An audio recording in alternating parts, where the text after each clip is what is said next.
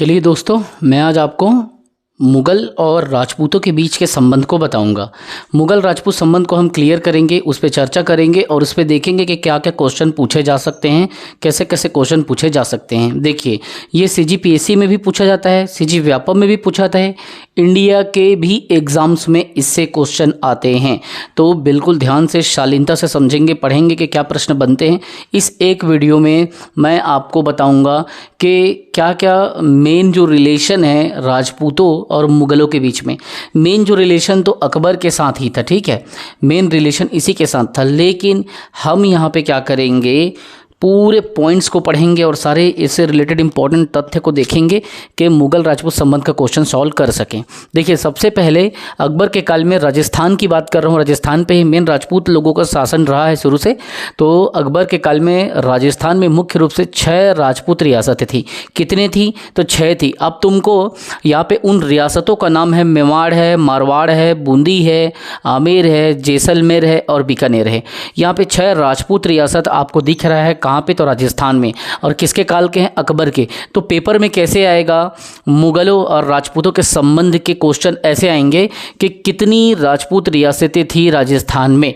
तो 6 राजपूत रियासतें थी। किसके काल की? तो अकबर की। देखिए, पहला है मेवाड़, जहाँ का महाराणा उदय सिंह और राणा प्रताप और राजा अमर सिंह, ये वहाँ के शासक थे, ठीक है। और मारवाड़ में राव चंद्रसेन ये बैठे हुए थे, मोटा राजा उदय सिंह ये बैठे हुए थे। तो ये मारवाड़ पे शासन करते थे। और बूंदी में राव सुरजन सिंह हांडा शासन करते थे। आमेर में राव भारमल, राव भगवान दास और महाराजा मानसिंह शासन करते थे, ठीक है। अब देखिए, जैसलमेर राव हर राय भाटी शासन करते थे और बीकानेर में राव कल्याणमल, राव रायसी शासन करते थे। ये चीज़ें उतनी इम्पॉर्टेंट नहीं हैं, लेकिन फिर भी मैं यहाँ पे जानबूझ के डाला हूँ। इसमें 2 चीज़ें याद रखना, एक महाराणा उदय सिंह और राणा प्रताप, ठीक है, और अमर सिंह, ये नाम आप देख लेना क्योंकि मेवाड़ से बहुत क्वेश्चन पूछा गया है, ठीक है। अब उसके बाद में आप ये मानसिंह देखना, महाराजा मानसिंह आमेर का था, ये बात आपको याद रखना है। ये 2 चीज़ें बस देख लेना, ठीक है, बाकी चीज़ें उतना नहीं। अब ये नाम आपको देखना है। 6 राजपूत रियासत थे राजस्थान में अकबर के काल के। तो मेवाड़, मारवाड़, बूंदी और आमेर और जैसलमेर और बीकानेर, ये 6 था, ठीक है। तो अगर आएगा क्वेश्चन में कितने था तो आपसे बन जाएगा, आप गलत नहीं करोगे, बना लोगे, बिल्कुल आप गलत नहीं करना, ठीक है। अब आगे चलते हैं, आगे मैं आपको लेके चलता हूँ। आगे मैं इसके क्वेश्चंस को आपको बना के सॉल्व करता हूँ, ठीक है।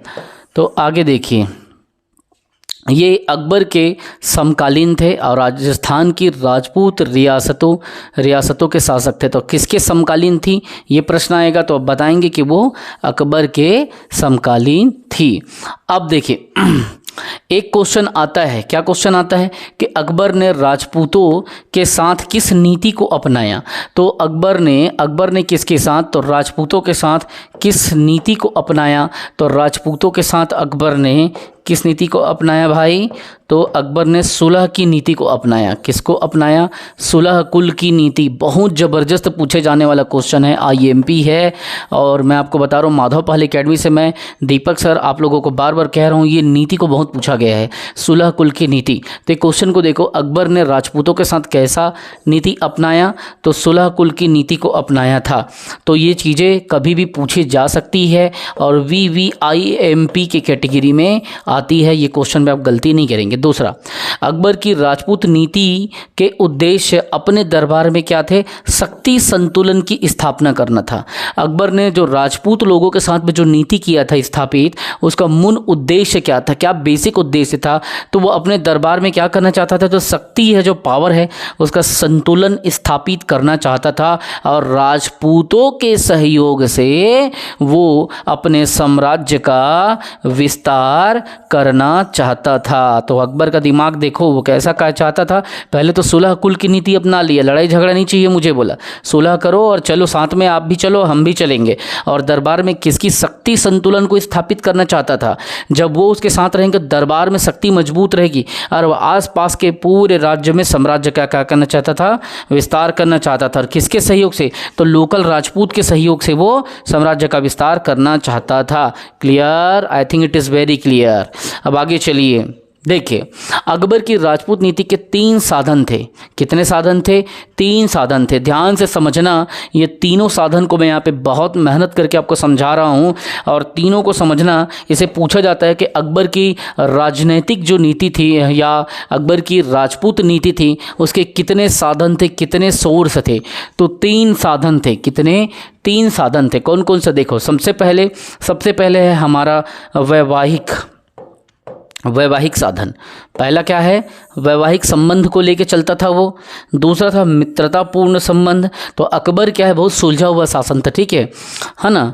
तो ये इन साधनों का प्रयोग करके अपने वंश को भी आगे बढ़ाना चाहता था, अपने साम्राज्य को भी आगे बढ़ाना चाहता था और अपनी जो रेवेन्यू है उसको भी वो जनरेट करना चाहता था अच्छे रूप में। तो पहला तो वैवाहिक संबंध को आप इसे पहले में मानो, ए मान लो। दूसरा मित्रतापूर्ण संबंध, इसे बी मान लो, ठीक है। अब मैं देखेंगे, चर्चा करेंगे, हड़बड़ाना मत। तीसरा आक्रमण की नीति, लास्ट में अंतिम में आक्रमण की नीति। तो ये 3 नीतियां हैं अकबर की राजपूतों के लिए। कितनी नीति हैं? 3 प्रमुख नीति हैं जिसे वो आज अपनाता था, ठीक है। अब देखना, वैवाहिक संबंध किसके साथ अपनाया, इससे क्वेश्चन पूछा जाता है। अकबर ने निम्न में से किन किन रियासतों से वैवाहिक संबंध स्थापित किया? तो यहाँ पे आमेर लिखा हुआ है, दूसरा बीकानेर लिखा है, तीसरा जैसलमेर लिखा है और चौथा मारवाड़ लिखा है। जोधपुर भी रहे कोष्टक में तो आप ले लेना, ठीक है।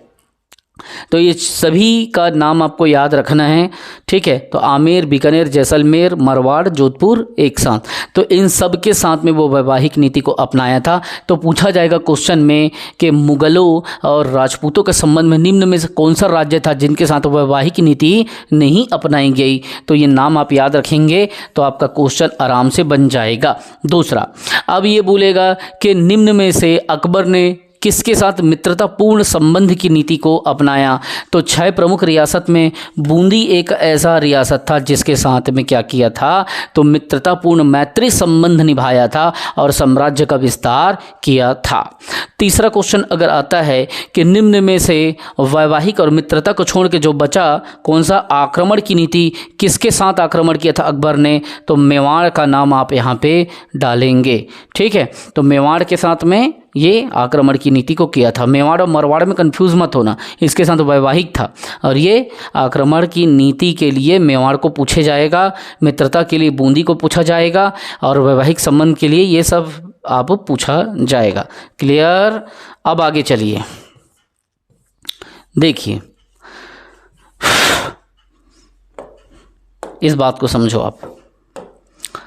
इस यहाँ पे मैं 3 इंपॉर्टेंट फैक्टर बता रहा हूँ, बहुत समझना। देखिए, मानवीय त्रुटि तो सबसे होता है, 1-2 मानवीय त्रुटि अगर हो भी गई टाइपिंग में, लिखने में, मेहनत करने में, PDF बनाने में, तो उसको नज़रअंदाज करके जो अच्छी चीज़ें हैं उसको पकड़ लेना, ठीक है। समझना बात को, क्या लिखा है।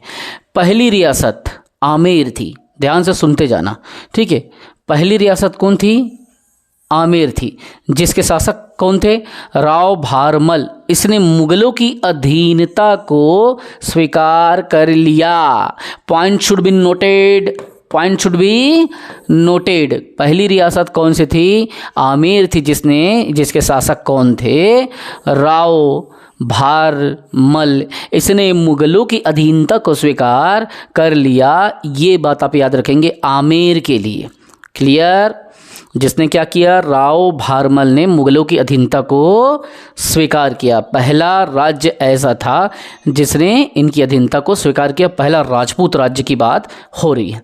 दूसरा देखो, मेवाड़ की बात आ रहा है। अब मैंने आमेर बताया, अब मैं क्या बता रहा हूँ आपको? मेवाड़ की बात बता रहा हूँ, समझो। अब एकमात्र ऐसी रियासत थी जिसने अकबर के जीवन काल में मुगलों की अधीनता को स्वीकार नहीं किया। Point should be noted, point should be noted. Mewar एकमात्र ऐसी रियासत थी जिसने अकबर के जीवन काल में, जब तक अकबर जिंदा था समझ लो, तो अकबर के जीवन काल में मुगलों की अधीनता को स्वीकार नहीं किया। तो मेवाड़ के बारे में आप दिमाग में रखेंगे। आमेर ने क्या क्या किया था? सबसे पहली रियासत थी जिसने मुगलों की अधीनता को स्वीकार किया था। आमेर ने, मेवाड़ ने नहीं किया था अकबर के जीवन काल तक। अगला क्वेश्चन देखो, ध्यान से समझो बारीकियों को। अकबर ने राजपूत शासकों को अपने दरबार में उच्च पद और बड़े प्रांतों की सूबेदारी प्रदान की थी। क्वेश्चन में पूछा जाएगा कि किस मुगल शासक ने, बाबर से अब चालू करना, फिर हुमायूं में जाना, फिर अकबर में जाना, फिर जहांगीर में जाना, फिर शाहजहां में जाना, फिर औरंगजेब में जाना, ये पूरा वहाँ से ले करके बाबर, हुमायूं से ले करके फिर अकबर, है ना, फिर शाहजहां, जहांगीर, ये सब का ले करके देखना। क्वेश्चन पूछे जाएगा कि किसने से, इनमें से विभिन्न शासकों का नाम दे देगा आपको, मुगल शासकों को, और पूछे जाएगा कि राजपूत शासकों को अपने दरबार में उच्च पद और बड़े प्रांतों की सूबेदारी प्रदान की थी, किसने की थी? तो अब क्या लेंगे answer? You have to mark this one. ठीक है, क्लियर हो रहा है ना? आई थिंक क्लियर हो रहा है और होना भी चाहिए। अब आगे देखिए, अब मैं कुछ और ऐसे फैक्ट बताऊंगा और जो एग्ज़ाम में आएगा, और मुझे पूरा उम्मीद है कि इससे आपको नंबर मिलेगा और 100% ये बहुत ही हेल्पफुल होगा। तो यहाँ से अपन कुछ पॉइंट आपको दिमाग में आपके रखने होंगे जो मैं यहाँ पे बताना चाहता हूँ। देखिए, ये बात है कब की? 1605। ठीक है, 1605 ईस्वी में अकबर की मृत्यु होती है। उसके बाद में, अकबर की मृत्यु के बाद जो है शहजादा सलीम, ठीक है, ये शहजादा सलीम का नाम याद रखना, जहांगीर के नाम से मुगल बादशाह बनता है। वेरी इंपॉर्टेंट पॉइंट है। देखिए, 1605 में 1605 ईस्वी में अकबर की मृत्यु के बाद में कौन बनता है? तो शहजादा बनता है सलीम। ठीक है, जो किस नाम से? सलीम का पूछा जाता है कि निम्न में से सलीम किसका नाम था? तो सलीम था जहांगीर का नाम। तो सलीम किस नाम के से गद्दी पे बैठा? सलीम जहांगीर के नाम से मुगल बादशाह बनता है। ठीक है, तो इस क्वेश्चन को आप गलत नहीं करोगे। ये सलीम का क्वेश्चन को पूछा गया है बहुत बार कि सलीम किसका नाम था। Identify the name of Salim, फिर नीचे जहांगीर, फलाना ठिकाना सब लिखा रहता है, बट आप देख लेना कि ये 1605 में गद्दी पर बैठता है जब अकबर की मृत्यु होती है। It is clear? देखिए, अब देखिए, समझिए अब बात को, किस नाम से बैठा? जहांगीर के काल में। अब देखना, अब समझना यहाँ पे, अब जहांगीर के काल में गद्दी पे जहांगीर बैठ गया है, सलीम बैठ गया है। अब देखना यहाँ कैसे नीति अपनाता है। जहांगीर कालीन राजपूत नीति की सबसे बड़ी उपलब्धि कौन सी थी? तो 1615 की राजपूतों के साथ इनकी क्या नीति रही है, इसने क्या संधि किया था? तो 1615 ईस्वी में मुगल मेवाड़ की संधि हुआ था। ठीक है, दोनों के बीच में, मुगलों और मेवाड़ के राजपूतों के बीच में 1615 में 1615 में संधि हुआ था और मेवाड़ का मुगलों की अधीनता को स्वीकार करवाया था। उन्होंने मुगलों की अधीनता को क्या किया? स्वीकृत कर लिया था, एक्सेप्ट किया था। तो ये बहुत ज़्यादा क्वेश्चन को पूछा गया है कि किसने? तो जहांगीर के काल ने, जहांगीर ने किसके साथ? तो मेवाड़ों के साथ में संधि किया। और कब किया? 1615 में, 1615 में। अब मुगलों की अधीनता को स्वीकारा था, किसने स्वीकारा था? तो 1615 में मेवाड़ ने संधि के द्वारा स्वीकारा था। अब देखना, विवाह के बारे में आएगा, 2 राजपूत कन्या का नाम यहाँ पे आएगा, उसको समझना। ठीक है, अब देखो ये क्या है? जहांगीर का विवाह फिर होता है। जहांगीर ने फिर क्या किया? विवाह किया। 2 राजपूत राजकुमारी का नाम क्वेश्चन पीएससी पूछ चुका है। ठीक है, व्यापम पूछ चुका है, बहुत जगह एग्जाम में पूछा गया है और आगे भी इसके चांसेस है बहुत सारे, नेट, सेट, क्लैट, है ना, बीएड इत्यादि के एग्जाम में। तो देखो, जहांगीर का विवाह भी 2 राजपूत राजकुमारियों के साथ हुआ था। ठीक है, एक आमेर की राजकुमारी थी जिसका नाम क्या था? मानबाई। ठीक, पहली बात पहले नंबर पे। ठीक, दूसरा मारवाड़ की भानुमति थी जिसे जगत गोसाई के नाम से भी जाना जाता है। इन दोनों के साथ में वैवाहिक संबंध जहांगीर के रहे हैं। It should be noted, Jahangir का विवाह भी 2 राजपूत राजकुमारी के साथ में हुआ था। आमिर, जैसे आप लोग जोधा अकबर को जानते हो ना, उसी तरह से जहांगीर का भी विवाह 2 राजपूत कन्या के साथ हुआ था। अगर पूछ दे कि निम्न में से किस किस राजकुमारी का विवाह मुगलों के साथ हुआ था, तो गलती मत करना, इसलिए 2 नाम को शामिल करता ही है। एक है मानबाई जो कि आमेर की राजकुमारी थी, दूसरी थी भानुमति जो कि मारवाड़ की राजकुमारी थी जिसे जगत गोसाई के नाम से जाना जाता था। ठीक है, तो ये दोनों क्वेश्चन आप गलत नहीं करोगे। अब अब देखो, क्योंकि जहांगीर खुद शादी कर रहा है तो जहांगीर के बारे में हमको इतना तो फैक्ट पता होना चाहिए कि जहांगीर किस हिंदू राजकुमारी का बेटा है। तो देखिए, जहांगीर खुद भले ही 2 राजपूतों के साथ विवाह किया, लेकिन खुद वो किसका पुत्र था? तो जोधा भाई का पुत्र था। जोधा अकबर के नाम आप सुने हो। अकबर के बाद में कौन आता है? जहांगीर आता है ना। बाहू वजह शाह आओ, एक ट्रिक बताया था तुम लोगों को, बाहू अजा शाह, बाबर, हुमायूं, अकबर, जहांगीर, शाहजहां, औरंगजेब, इस क्रम को पूछा जाता है। तो बाहू अजा शाह, अपना अपना ट्रिक है, अपने अपना तरीका है चीज़ों को देखने का, समझने का, जानने का। ये मेरा अपना ट्रिक है, मेरा अपना तरीका है। मुझे जो सरल लगता है मैं वो आपको बता देता हूँ, बाकी आप अपना देखें कि आपको सरल किस में लगता है। तो ये क्रम को पूछा जाता है कि बाबर से लेकर के, मैं ज़्यादा तो नहीं बोलूँगा, कम से कम औरंगजेब तक, है ना, यहाँ तक आपको दिमाग में रखना है। तो अब ये देखिए पॉइंट क्या बोल रहा है कि जहांगीर खुद क्या था? जोधा भाई का पुत्र था।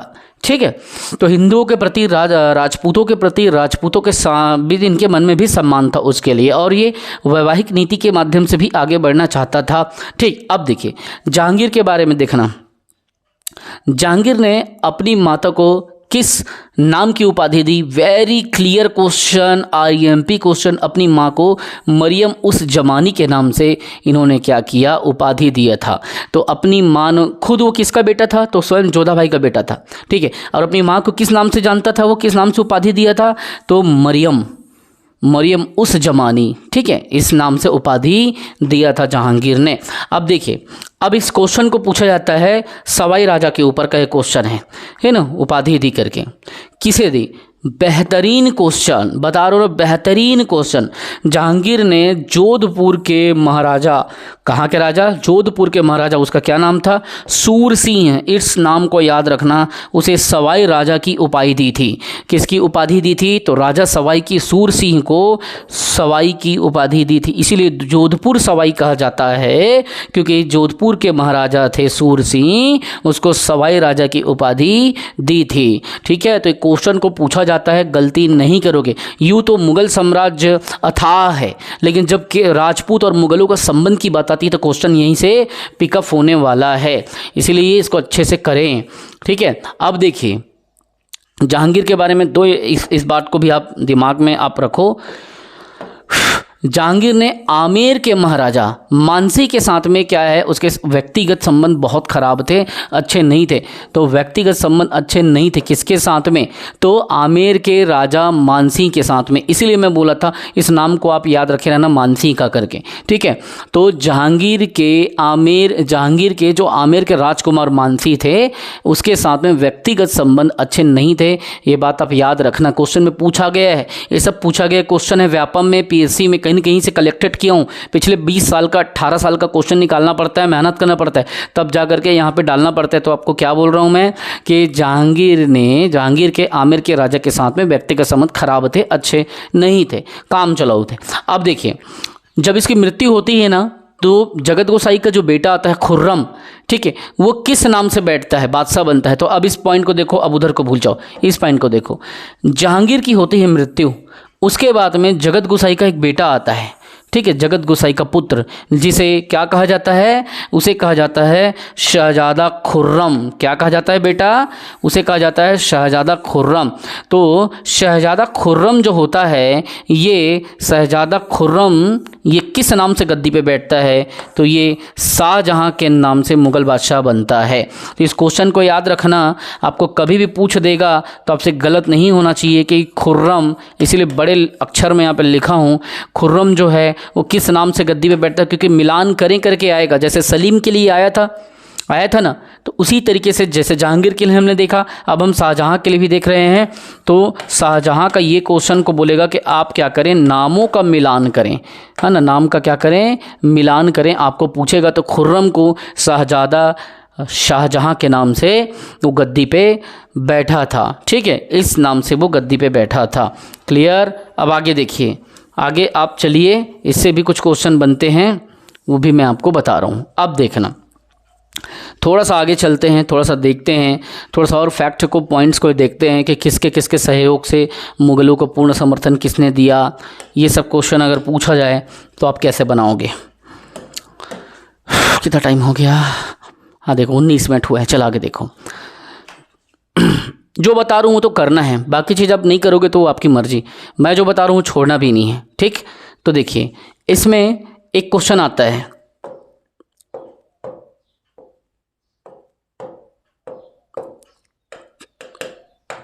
देखिए शाहजहां के काल में आमेर के महाराजा मिर्जा राजा जयसिंह, कहाँ के, तो आमेर, ठीक, एक बात।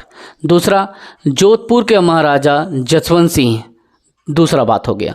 पहला वो हो गया आमेर के महाराजा कौन, जयसिंह, जिसको मिर्जा राजा जयसिंह बोलते हैं। दूसरा जोधपुर के महाराजा जसवंत सिंह, ये हो गया।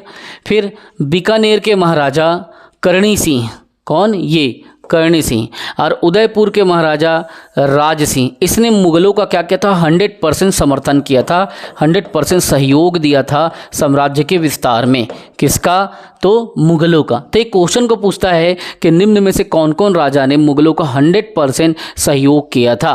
तो शहजादा, देखिए शाहजहां के काल में आमेर, सबसे पहले आप ये नाम याद रख लो, पहले नंबर पे आमेर, आमेर के राजा मिर्जा राजा जयसिंह, ये पहले नंबर पे, ठीक।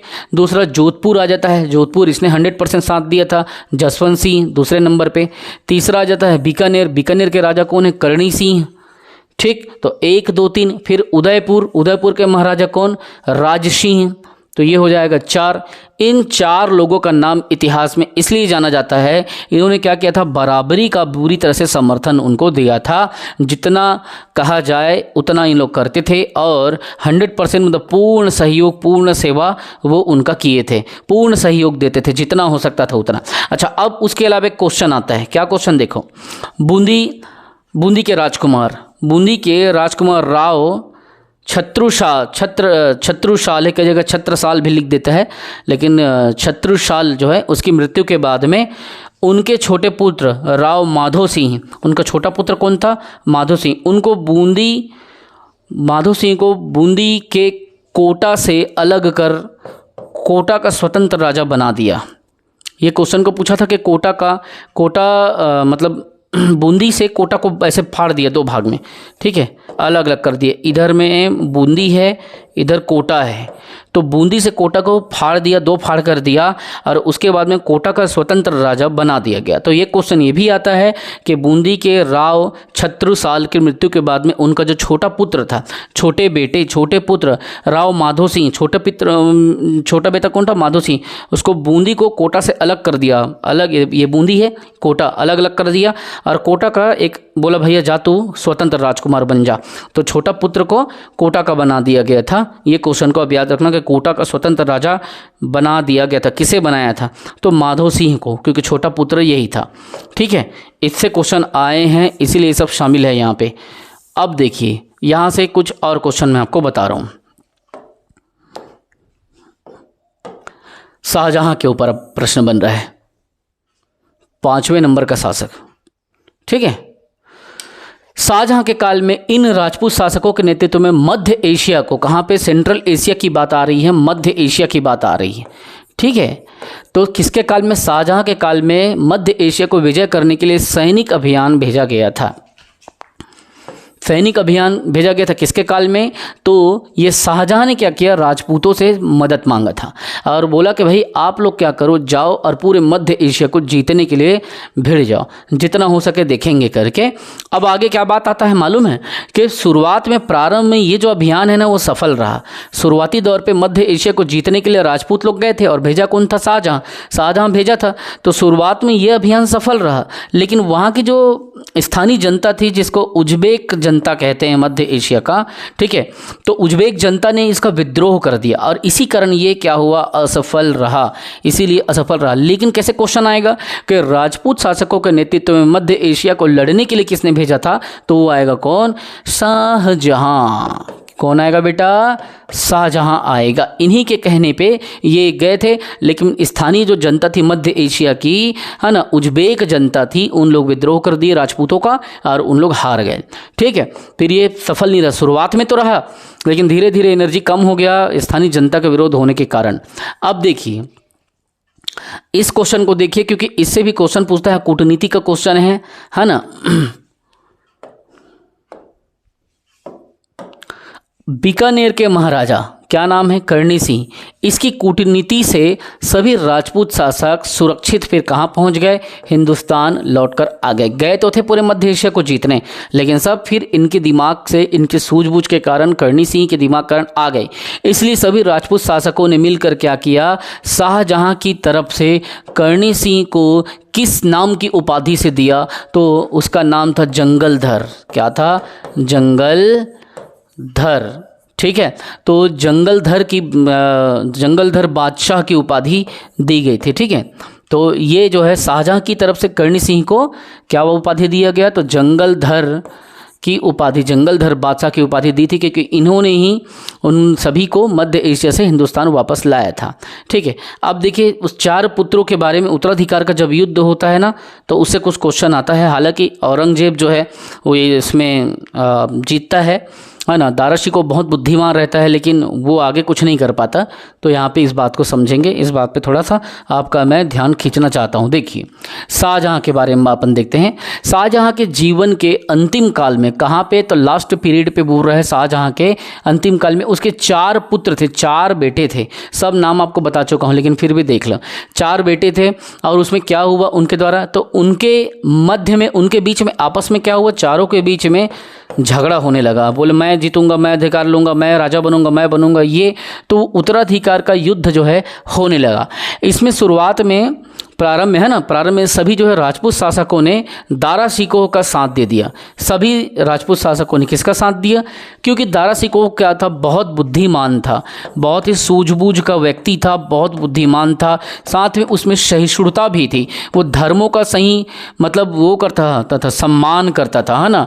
और अपने इनके गुरुओं के पास में भी वो धर्म का ज्ञान लेने के लिए जाता था। बहुत ही बुद्धिमान था, बहुत सारी उनकी रचनाएं भी थी, और सहिष्णुता का भाव भी था। तो इन्होंने क्या किया? जो राजपूत शासक थे उन्होंने स्टार्टिंग में, राजपूतों ने उनका साथ दिया दारा शिकोह का। ठीक है, लेकिन औरंगजेब की सफलता को देखते हुए सबने फिर क्या किया? दारा शिकोह का साथ छोड़ दिया, क्योंकि औरंगजेब बहुत ही क्रूर और निर्दयी शासक था। वो जो भी इसका विद्रोही होता था उसको सीधा खंजर उसके पेट में या पीठ में जहाँ से मिले शाम दाम दंड भेंट लगाने वाला शासक था। तो वो औरंगजेब ने जीत लिया। और औरंगजेब का क्या हुआ? थोड़ा सफलता बढ़ते गए। तो राजपूत ने बोला भैया हमको जीना है, हमको शासन करना है, हमको अधिकार क्षेत्र नहीं गंवाना है, इसलिए हम आपका साथ छोड़ रहे हैं और औरंगजेब का साथ हम दे रहे हैं। और इस कारण से औरंगजेब जो है जीत जाता है और औरंगजेब ही राजकुमार बनता है। ठीक है, इस बात को भी देखते हैं मारवाड़ के राजा के बारे में, इससे भी क्वेश्चन पूछे हैं। मारवाड़ के महाराजा जसवंत सिंह, ठीक, जसवंत सिंह की उत्तराधिकार के युद्ध में स्पष्ट नीति नहीं थी। उन्होंने स्पष्ट नीति का प्रयोग नहीं किया। जब उत्तराधिकार के युद्ध में औरंगजेब की विजय हुई, देखो समझो इस बात को, जब उत्तराधिकार के युद्ध में औरंगजेब की विजय हुई तब औरंगजेब ने अपने शासन में शरीयत के नियम को लागू कर दिया। ठीक है, शरीयत के नियम को वो पूरे क्षेत्र में लागू कर दिया। जबकि मारवाड़ के महाराजा जसवंत सिंह की उत्तराधिकार के युद्ध में कोई स्पष्ट नीति नहीं थी और इन्होंने जैसे ही जीता, उत्तराधिकार को कैप्चर किया, तो अपने पूरे शासन में क्या शरीयत का जो कानून है ना, शरीयत की नियम को पूरा लागू कर दिया पूरे अपने क्षेत्र में, जहाँ जहाँ इनका सत्ता था। वैसे तो पूरे हिंदुस्तान में था, तो वो उधर राजपूत वाले क्षेत्र में भी लागू कर दिया, मारवाड़ वाले क्षेत्र में लागू कर दिया। तो शरीयत का कानून वहाँ पे चलेगा। जो उनका कुरान है और जो शरीयत है ना, इनका मुसलमानों का, उसका जो कानून है, जो उसका कानून कहता है, उस नियम को वो लागू कर दिया। तो ये क्वेश्चन को पूछा जाता है। ठीक है, औरंगजेब ने अपने शासनकाल में किस नियम को लागू किया? तो शरीयत के नियम को औरंगजेब की विजयी हुई तब जा कर के वो लागू कर दिया था, ये बात। अब थोड़ा सा यहाँ पे देखते हैं, है ना, शरीयत आया तो मंदिर टूटेंगे, अलग अलग धार्मिक जगह को नुकसान पहुँचेगा और वो सिर्फ मुसलमानों का ही वो चलेगा इसमें, ये सब चीज़ें होता है उसमें। तो मंदिर को तोड़ना, है ना, पंडितों को मारना, ये सब चीज़ें। तो औरंगजेब ने क्या किया था?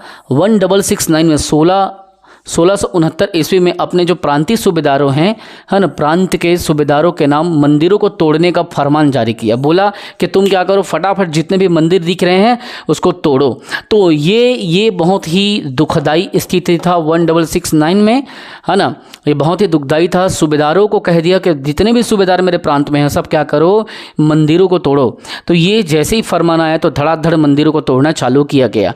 अब इसमें देखते हैं कुछ इसमें खालसा उलसा जैसे घोषित घोषित होता है उसके बारे में थोड़ा सा, फिर मुग़लों के विद्रोह होता है ना, राठौर लोग इसका विद्रोह करते हैं, इसको देखते हैं।